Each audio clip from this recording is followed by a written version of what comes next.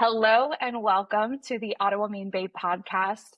Today, you are in for such a treat, especially if you're a mom to be, or if one day you would like to become a mom. Today, I'll be having a conversation all about postpartum with Samantha Franceschini. She is a clinical nutritionist and a postpartum specialist. I've known Samantha since 2020. We were just talking about this. We were doing Clubhouse, whatever those conversations were called, like there were rooms essentially. And I can tell you from this experience of just partnering with her, she is such a wealth of knowledge. And since becoming a mother, she has such an ignited passion to help women, mothers, not only enjoy the postpartum season, but thrive in it. Hey, Samantha, and welcome to the Autoimmune Babe podcast. Thank you so much for the warm introduction. I'm so excited to be here.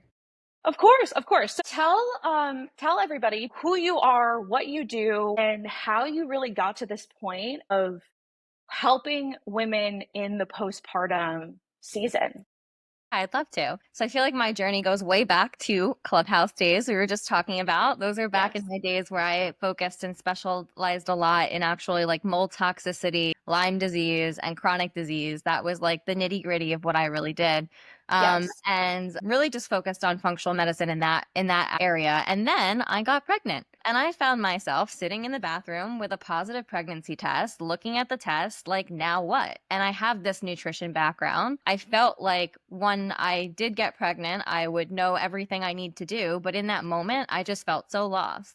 Then I called my midwife to schedule my first visit and saw the first gap in care, in my opinion. I felt that, there was so much support, even with the knowledge that I had, that I felt that I needed in that moment. I understand why our clinicians do wait to see us until 10 weeks around average pregnant, sometimes as early as 8, but there's so much support that women really need during that time. And then throughout my journey through pregnancy, through breastfeeding experience, through the postpartum experience with my first daughter, I continued to see more and more gaps. And it really just sparked my passion for supporting women throughout this season. And there I am now. That's what I do. It's so beautiful, and I cannot agree more. It's really, really needed. As someone who also specializes in nutrition, it's crazy how educated you can be and walking into something that you might not be fully familiar with and almost immediately realizing you're like, oh, wait, this is so different. And so I'm so excited to just dive into this conversation with you deeper. Something that is on top of my mind right now being 36 weeks pregnant. I'm going to be 37 weeks this Thursday is the postpartum period. And so can you dive into what our body is really doing during this time post delivery and why it's so important for our long-term health for us to be resting and supporting our health during this time? Absolutely. And this is such an important question and one that I feel like often does get overlooked. The immediate postpartum period, or the fourth trimester from what we call it, is one of the most intense and the most demanding windows in a woman's life. And one of the personally biggest gaps that I see in maternal health care. I mean, women go from weekly visits, you're probably weekly visits right now with your provider, right?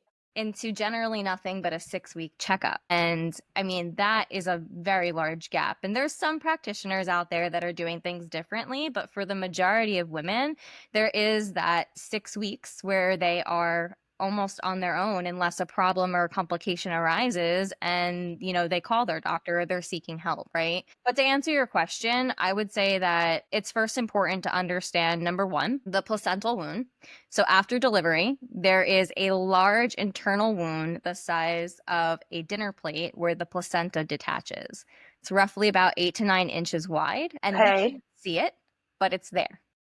And I think that part of me is like, because we can't see it, do we just, not give it attention? But that wound is there, and that requires extensive tissue repair. It requires clotting support and immune coordination, right? And then the Wow. uterus is also involved in this too, because it's shrinking back to its pre-pregnancy size, Mhm. which is super energy intensive, right? So that Mhm. happens immediately. So that's number one. Number two is nutrient depletion. It's very, very, very much common and often overlooked. I mean, pregnancy labor, and if you're initiating breastfeeding, these are all extremely nutrient exhausting events. They use up a lot of nutrients in that process. Things like iron, B12, iron, especially if there's blood loss too, right? Yeah. B12, folate, choline, zinc, magnesium, protein. I mean, the list can go on, right? But these are common nutrient depletions that we aren't testing for. Yeah. And these nutrients are foundational for things, especially like hormone balance, prevention of postpartum depression, energy and thyroid function and things like that. So that's number two. Number And three, those are two huge things. Going to number three, I'm yeah. like, I am so sad because it's like, oh my gosh, I didn't even know about this wound from the placenta. I'm still processing that, but please dive in deeper. Yeah, the size of I wish I had something physically to show you around that's that size, but yeah, the Yeah. size of a dinner plate. And then there's something Wild. that I call hormonal whiplash, right? So that is the sharp drop in estrogen and progesterone immediately after birth. Then there's this massive surge in oxytocin and prolactin to support bonding and milk production and the breastfeeding experience. And this shift affects mood regulation, sleep quality, stress resilience, adrenal health. Like again, the list can go on and on and on. Mm-hmm. And then the fourth and last thing, and I'll stop there, is blood loss. And this is different depending on, depending on the labor experience and things like that. But this could also lead to like nutrient deficiencies, low blood pressure, electrolyte imbalances, and things like that. So that's all of like what's happening, right? And Yeah. to kind of circle it all in and answer your last question in that with why this matters for long-term health. Well, when you have nutrient deficiencies, blood loss, like all of the above, or we're trying to bounce back, quote unquote, and not recognizing that you do have that major, major, major wound there, it really can flare things up with gut health and overall health and thyroid issues and all these things. And proper nutrition and rest is really, really important for resilience. So that was a mouthful, but that is all. No, this is so good because I didn't even know about the placental wound. No one has even talked about it. I have scleroderma as a medical history. I've been in remission for 9 years, but when we're talking about wound healing, tissue healing, that is something that for forever will be something that I'm like, oh wait, we need to prioritize this. We need to give your body as much support. Now, of course, I'm going to have a little bit more bias and vulnerability to this. However, what you were saying kind of collectively at the end, which now makes so much sense, is that our health is actually vulnerable during this time when it comes to flares, thyroid issues, things like that. But when we're taking those 4 points, those are huge, not only transitions, there's healing happening, there's stress happening, there's change happening, and that's not even taking into consideration you caring for your baby. I mean, the sleepless nights and like the fact that we touched on breastfeeding, but that's something that our body will actually prioritize the baby over us. So not only are we going through all of this, right, we're actually second priority when it comes to the thriving and the health of your child, which is such a beautiful thing. And we have to be educated so that we can support ourselves, because that's really where, gosh, the exhaustion and our emotional health and our mental health. And we know that these things are so, so connected, right? When we feel like crap physically, that's going to affect us on an emotional level. And this can be the difference between embracing and enjoying the newborn season or absolutely hating it, Yeah. Yeah. And I right? think I go back to like when Crazy. I was pregnant with my first daughter, and Mm-hmm. the doctors tell you, rest, try not to get up, try not to get out of bed, etc. But they don't really emphasize it. And then you think about, okay, I could just get up and go to the bathroom, or get up and go down the stairs. And every single time you go up and down the stairs, I mean, again, refer back to what is on inside, especially with that placental wound. With my second experience, it was a lot different because I worked with actually a different midwife who really like was the first person that actually told me that, right? And this is my second labor. And like once Yeah. she told me that, actually showed me a picture of not a picture, a fake placenta, like a little like a little fake thing, showed it to Yeah. me. And I'm literally looking at this and she's like, this wound is literally this in you right now. Like she's like, make sure you stay in bed. Make sure your husband helps. Make that village that you have, make sure that they're supporting you. And it definitely like the second time around was so different for me with actually like taking that advice and putting it into, fruition. Yeah, absolutely. Knowledge is power, especially when it comes to this. And again, the fact that I'm going to bet that most women don't know this or they don't know the severity of it. But when we're Mhm. talking about like staying in bed, resting, I can only imagine this is so much harder when it's your second, third, fourth Yeah. pregnancy and you have children running around. Like this is my first. So it's going to be a little bit easier to be in bed because she's going to be my one and only. But when you have others that Yeah. need your care, that makes it so much harder. But when you have this knowledge, you can balance and take action accordingly, or at least plan accordingly. And this is so, so helpful. I'm so taken back by this, your answers alone. My gosh, I need to prepare more. What it has convinced me. But we'll dive into a little bit more into nutrition, right? Because something that you emphasized was, hey, there are nutrient depletions here. And you named a lot of really important minerals, not only for just overall health, but specifically for healing. Things like zinc and copper. And, these are, when we're talking about tissue repair, right? We need these minerals ready to go when it comes to wound healing. Never mind the stress of that hormone drop and then the hormone pop and then immune system regulation. We can dive into all the sciences. There's truly endless information here, but let's keep it simple, dive into nutrition. And so, what do you see as a common mistake? Because a lot of people like to talk about postpartum online. There's endless tips, but what is the biggest mistake that you see that actually makes this season harder? Yeah, I'll give you a few and then I'll give you like my number one biggest mistake that I think. Yes. So the first one I would say is under eating. So breastfeeding Mm, alone is going to, you're going to require an additional like 400 to 600 calories a day additionally just for breastfeeding alone, right? yeah. But I mean, it's very, you are in like survival mode in the, especially the first week to 2 weeks afterwards. So it's very much like you're making sure that you're feeding your baby and that like, you're doing everything right and bonding with the baby. And sometimes we forget to eat. We might not even have an appetite, right? So there's under eating, I think would be the number one thing, or one thing to mention. Another thing would be low salt, or low carb diets. So your body needs that energy from the carbohydrates. You need that for adrenal support, especially with like the sleep dysregulation and things like that. So the other thing would be, not prioritizing good quality sea salt, things like that, and good complex carbohydrates. Okay. In addition to that, I would say relying on processed snacky foods just to like kind of grab a quick bite instead of, more along the lines of trying to prioritize the whole foods, even if it is just snacking, relying mostly on like bars and things like that aren't going to have like your complete macros and things like that you should be hitting.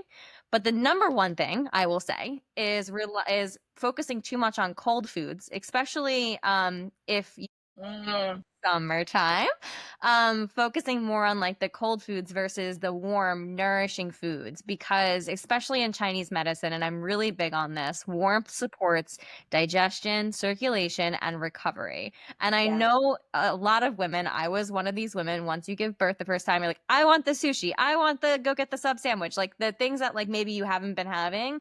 But the Yeah. warm nourishing foods are so so so important for your recovery. So to summarize it all, I would say that would be the number one thing I, advocate women to really focus on is those warm, nourishing, broth-based foods. Yes, I love that. And digestion is really just such a underdog when it comes to healing. I wouldn't have even thought of that. And I know that the information, but putting it in a different specialty, it's truly just, it blows my mind. Things like bone broth. And that actually can be a great snack. If you can microwave it, you can put it on the stove top, put some seasonings in it, good quality salt if it's unsalted, pepper, turmeric, maybe a little bit of cayenne pepper to give it a little bit of spice, and then Yep. you have it. You have something delicious and healing. And And that's a it's a little, one-handed meal too, right? So yes, like you have your baby in one hand, you could also like it's that's a thing be too, is like when it comes sipping. to postpartum nourishment is like you have to remember that you're probably going to be holding your baby majority of the time. I mean, granted, if you have your partner with you or you have family around, like, but most of the time, like, you might be trying to fuel your body when you are feeding the baby. So, like, it's really important to have like things that you could eat or sip on with one hand. Yes, so brilliant. That's really where, when we're talking about whole-based foods, so often people are like, "Oh my gosh, I have to prepare and prep, and this takes work." But really, it's understanding, hey, these things can quite literally be grab and go within 5 minutes time. And so this is what a brilliant top tip. I absolutely love that. And when we're talking about nutrition and breastfeeding, because I think about so many of like my friends, my family, people that I've known. There's this pressure of, once you have baby, we want to be like the hot mom. And so this thought of starting a healthy diet could be done with the right intentions, but you are doing a calorie deficit, during a time where you actually need a surplus of calories and energy. So can you just highlight like why that is so dangerous for women, especially in this season? Yeah, our bodies need to use carbohydrates for energy. Breastfeeding is like an exercise on its own, right? Like it is using so much of you, right? So when it Yeah. comes to that, like you want to make sure you're getting enough carbs so your body can use that for energy to produce milk and to nourish the baby. And if we're not getting enough carbohydrates, what's our body going to use as energy? It's going to use protein. We don't want it to use protein because we want protein for tissue repair and all these like, things that are really important for helping us thrive. So restricting certain food groups it's really not the time postpartum because your body needs these foods to really replenish and things like that. I'm also a Yeah. lactation counselor. I don't know if you knew that. I Oh. did. That's why I asked. Yeah, so I like tie it all together with that. But yeah, I mean with milk, with like milk supply and all the above, like you need I always say a good rule of thumb is feed yourself before you feed the baby. And feeding yourself could be sipping on that bone broth or grabbing an energy bite that maybe or a lactation bite that maybe you had prepped in your freezer or your refrigerator during pregnancy or something like that. But yes, So if good. you're not getting enough nutrition, your body is going to give that nourishment to the baby anyway. It's going to pull those nutrients, it's going to pull all that. So it's important for you to make sure that you're nourishing yourself so that you can nourish the baby and you aren't left depleted. When we're talking about like the quality of our breast milk, so nourishing baby, is that directly impacted by what we're eating? Yes, Yeah. absolutely. Okay. Yeah. I mean your body is going to pull what it needs to give to baby regardless of what you're having, but if you are nourishing your body, getting more minerals, like that's all past. So yes, absolutely. Incredible. So, so good. One thing that's coming to mind for me when we're talking about like the newborn trenches is these sleepless nights, right? Waking up however many times that your baby needs. You're pumping, you're breastfeeding. And I'm on TikTok. I'm like on the pregnancy preparation TikTok. And I see a lot of people who have like snack drawers filled with these different grab and go snacks. And so, what does nourishment, like good healing nourishment, look like when we are getting up in the middle of the night and we want to support our body's healing, our baby's nourishment, all the above? Yeah. So real nourishment in postpartum, I would say, isn't about perfection. It's really just about doing what you can to get nutrition in as well as you possibly can. Now, there's always going to be some tips and things like that that I could share. I mean, when you're making a meal, batch cook, make a big Yeah. meal, have leftovers. I mean, if you're early in your pregnancy and you can start like building a freezer stash of some frozen meals, whether it's like wild salmon patties that you can throw on some greens or whether it's soups and stews or whatever it is, like it really does go a long way. I Yeah. prioritize that so much in my second pregnancy, and I didn't in my first. I underestimated how helpful that would be, and I could comfortably sit here and say that it really does change a lot if you can even just prep, even if it's just a few meals, right? Yeah. Um, so prepping food once, but eating often from like batch cooking. I So good. mentioned before, like, things that you can eat with one hand, like mug soups or broths, even smoothies. I mean, I know smoothies go kind of away from what I said about the warm, nourishing foods, but in Chinese medicine, warmth and cold isn't always temperature. Different foods can cause warmth to the digestive system. So, for example, if you're making a smoothie because it's easy for you to make a protein shake that you can eat with one hand, throw some cinnamon in there and you're still going to get that warmth, support in the digestive system even if you're drinking it cold, right? So that's a Amazing. good hack. Yeah, Love and that. real nourishment also goes back to hydration. I mean, think of how much water you're losing when you're nursing your baby. You know, you're giving them a lot of, fluid content. So with that, we need to replenish that as well. Hydration with minerals is very, very, very important. 100%. Something that I do a lot is like double batching my smoothies. And so if you're making a smoothie in the morning, you literally double batch it. You put it in like a refrigerator by your nightstand or in your nursery. And like, there you go. You have something that's satiating and delicious. Yep. Ready to go for you. And so that I love that there's almost a real life complexity when it comes to this. It's like, hey, you don't have to be perfect.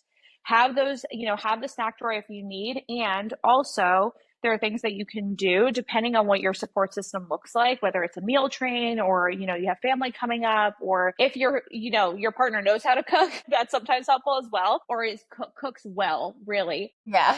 That can make such a huge difference, and then leveraging that support system to your needs. But if that looks like prep, then that's such a great option. And honestly, I'll probably be using the cinnamon hack when it comes to smoothies, because I always saw smoothies as like they're blended, so they're pre-digested, so they're lighter on the digestive system if you were to eat all of this unblended or just in a plate. But the fact that you can enhance that digestive power by simply just adding cinnamon. Turmeric is also hot in Chinese medicine.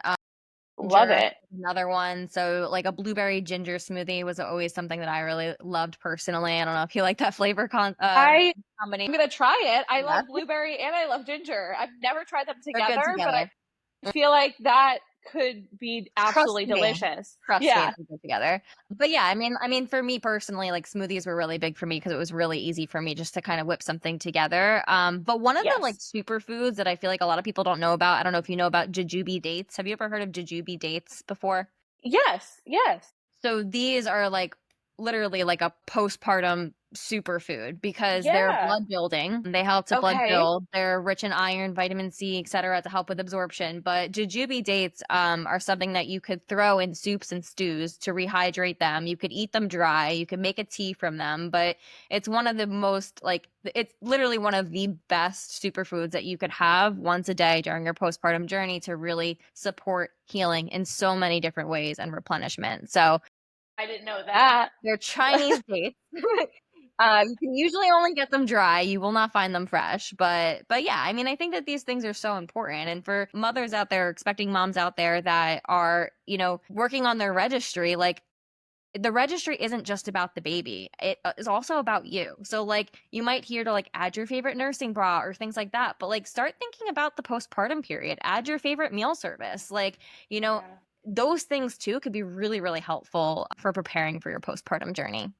Absolutely. Even something that came to mind for me a few weeks ago is like if you really enjoy like factor meals or like things that can be delivered to your doorstep, if it's like you have a delivery service that you've tried, you enjoy, you feel like it would be helpful, or even if you're like open to trying it, this is such a great time to utilize that as well. Again, what that support system looks like for you can really just change. And you can be creative. There's always an option for you to support you. It's just a matter of what is going to be most feasible and what's going to be most impactful. So, speaking of impact, one thing that has been on my radar probably since the beginning of my pregnancy has been this concern about postpartum anxiety and postpartum depression. As someone who has experience with anxiety, depression in her life, I was diagnosed with an anxiety disorder, in my late teens. Having that vulnerability and knowing of that vulnerability going into the postpartum season is scary to say at the least, because it feels like something that presents itself differently from person to person, and two, can come what feels like out of nowhere and really steal joy, and be really scary. And so when we're talking about nutrition and these things that we can do to prepare, how does this impact postpartum anxiety and depression and mental health in general, or does it at all? Yeah, it definitely does. I mean, I think a lot of the times when we think of postpartum depression, at least how I've originally thought of it, it was like this emotional thing, but there's also so much biochemistry, right? There's such a big biochemical piece to it as well. Yeah.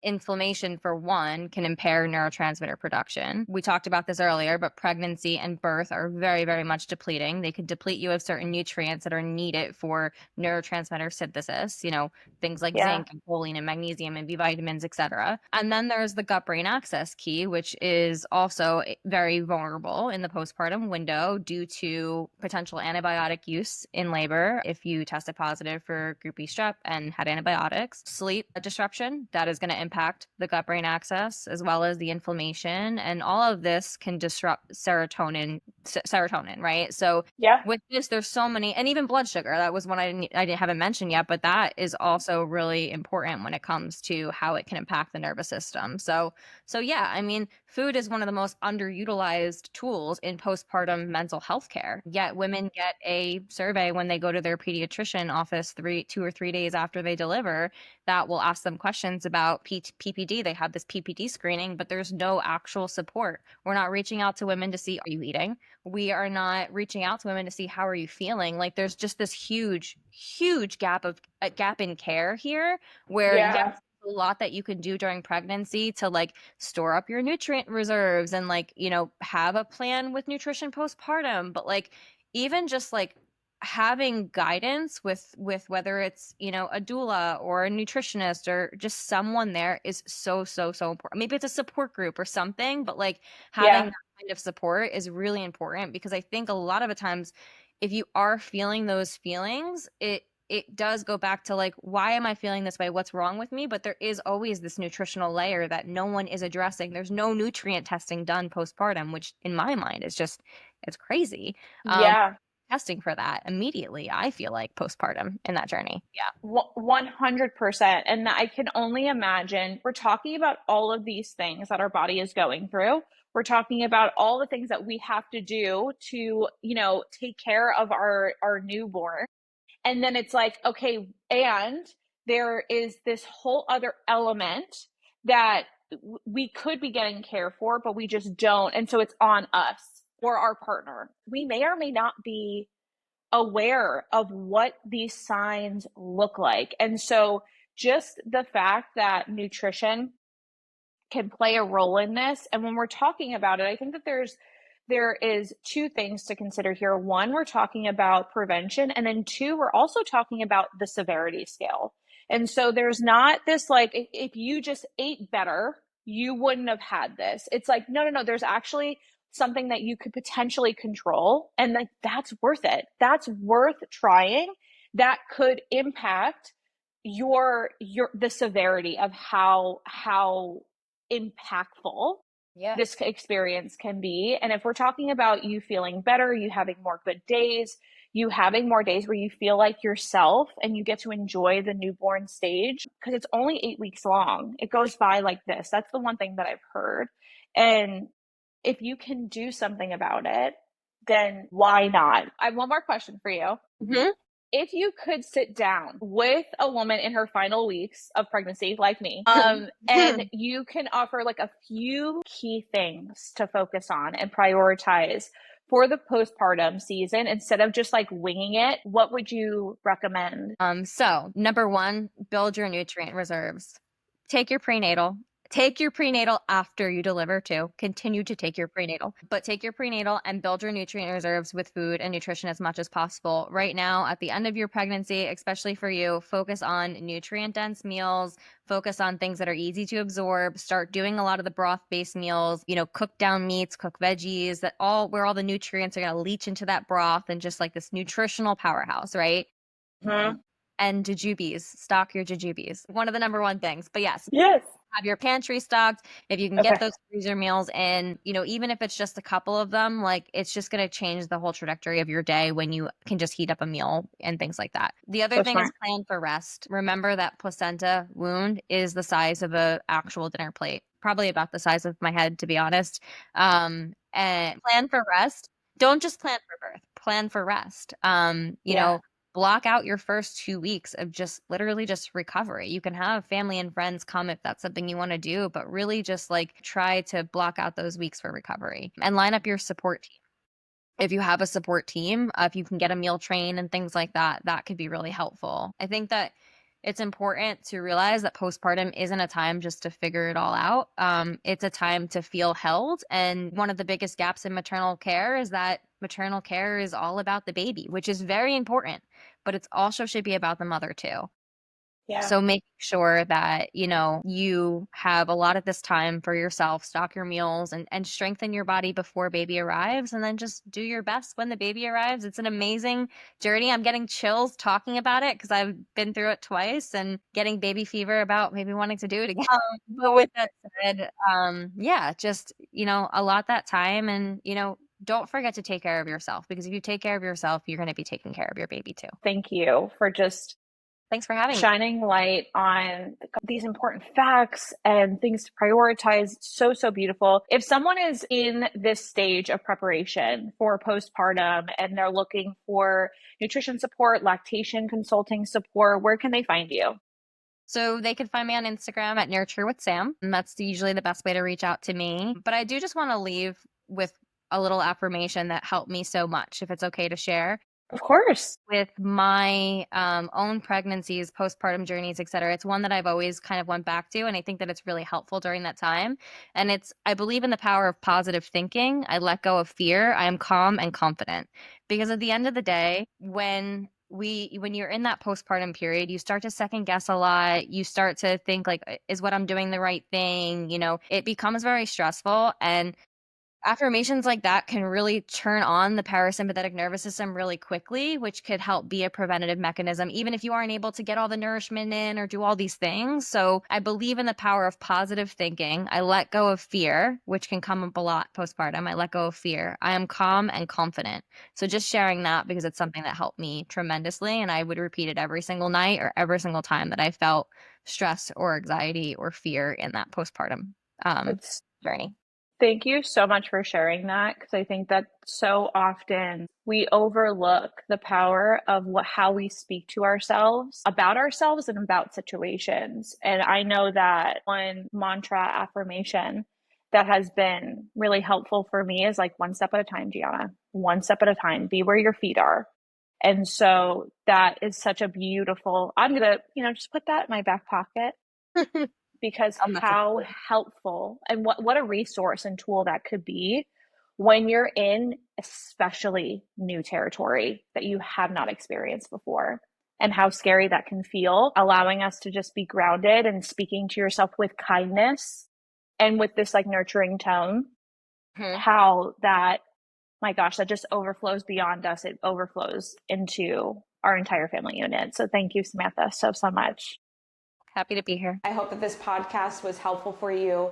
Make sure that if you haven't already, since this is a new podcast when it comes to YouTube, make sure if you haven't already to subscribe to this channel. We release podcasts every Tuesday.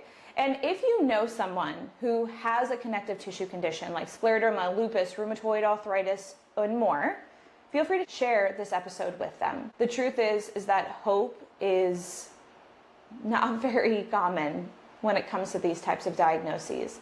And you never know how profound and powerful this message could be to someone who deeply, deeply needs it.